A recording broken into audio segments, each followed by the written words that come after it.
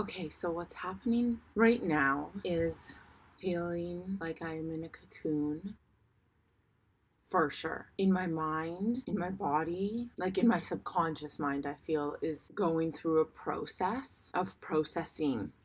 There seems to be less cognitive direction for me right now, and that is really requiring and making room for trusting my subconscious.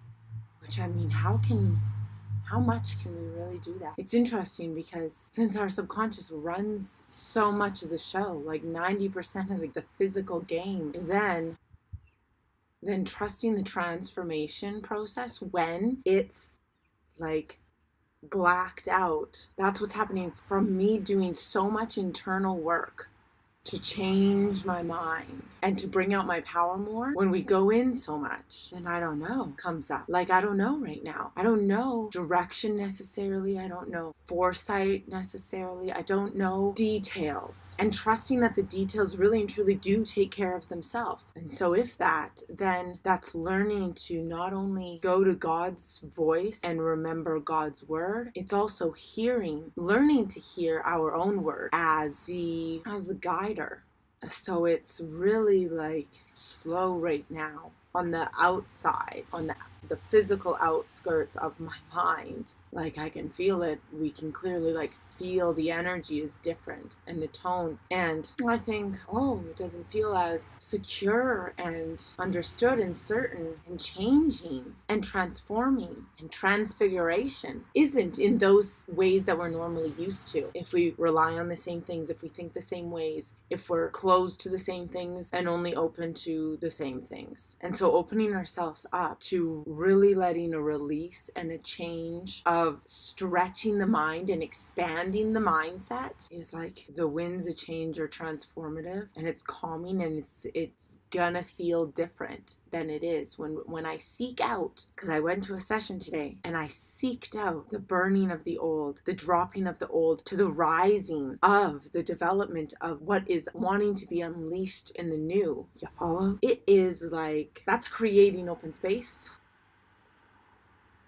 I've got this stillness of transfixed.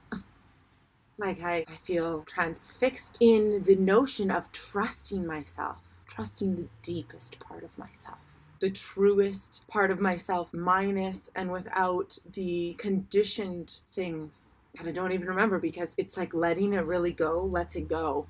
And I don't really know what's happening right now in the process.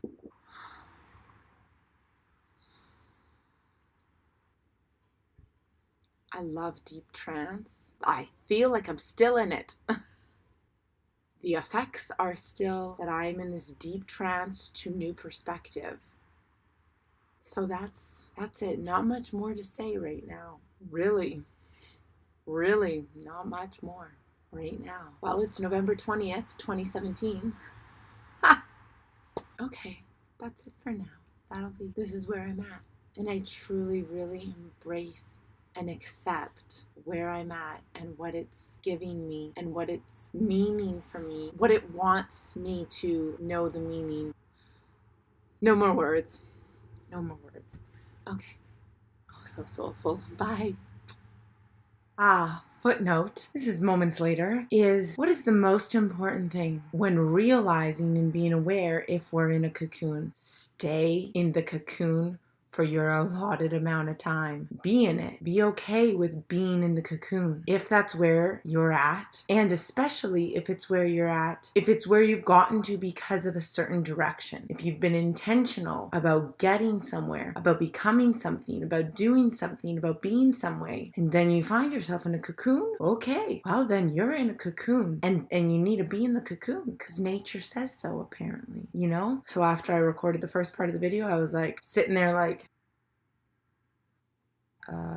yeah.